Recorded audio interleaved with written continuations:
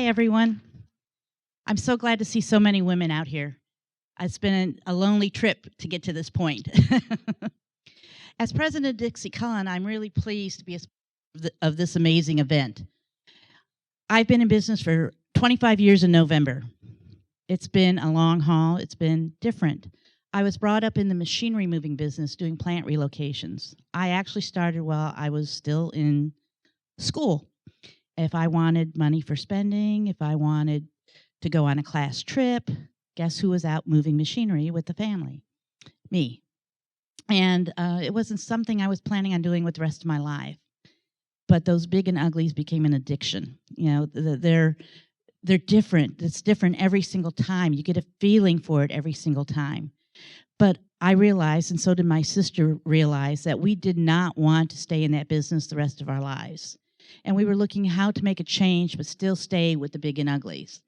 And part of what we were able to do is we had an opportunity that fell into our lap.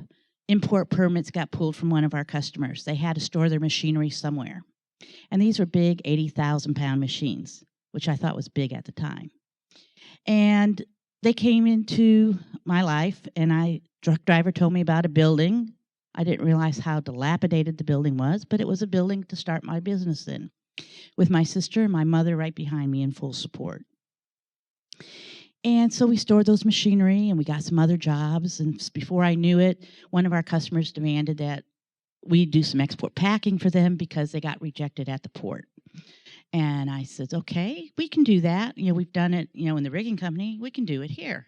So now I'm in the storage business. I'm in the export packing business. Then a customer comes to visit us. I'm all excited because customers are visiting. Real good thing to have. And he says, my gosh, you got all the space with overhead cranes. And I said, yeah. And he goes, honey, I got 80 loads of steel on ship and no place to put them. I want to put them here. I said, I don't know the first thing about steel. He said, well, we're going to learn. And so we were in the steel storage business.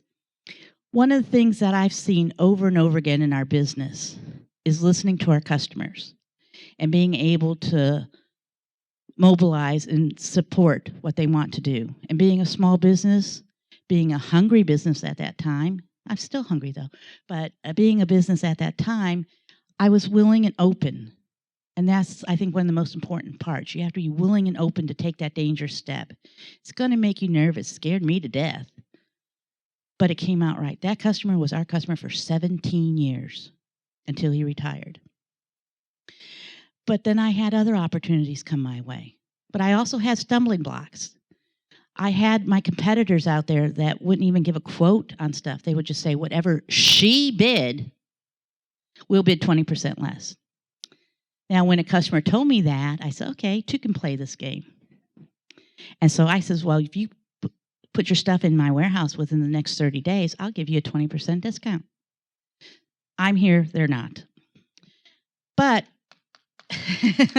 thank you. But one of the amazing things is that that was kind of a turning point.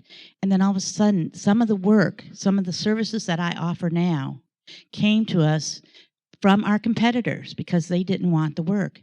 They couldn't mobilize to handle the niche business. And so I've been able to develop a niche business with the help of my competitors and my customers, all by listening to what they need. And each time I made these changes, it scared me to death. But it's paid off. I've had to weigh, is the expense worth enough?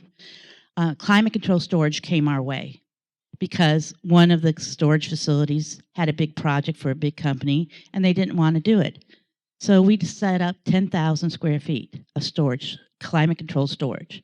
I now have over 85,000 square feet of climate control storage, and I'm expanding it right now. Then came another customer that says, hey, what about FTZ? I've got 190 truckloads of machinery sitting at the port, and I need to put it in FTZ. Well, he should have thought of this a little bit earlier.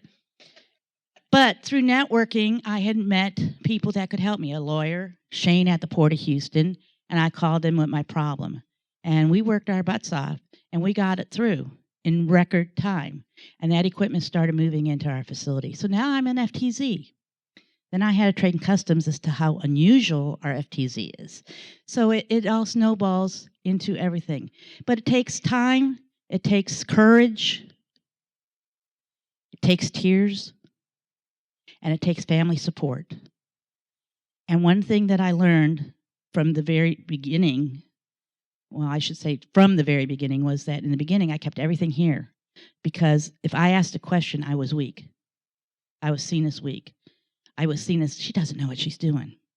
But then once I started networking and I was talking to more and more women, that is what gave me courage. That is what gave me the support. Those were the people I can call and ask, hey, how did you handle this? Or they could just be a sounding board for me. And that was so very important. And that's why I felt I had to sponsor this event when they came to me, because I could not be where I am without the support of my family and without the support of my customers and without the support of the women that I've networked with. So I will be happy to answer any questions afterwards or come by my booth, and I'll be happy to answer any questions that you have there. Thank you.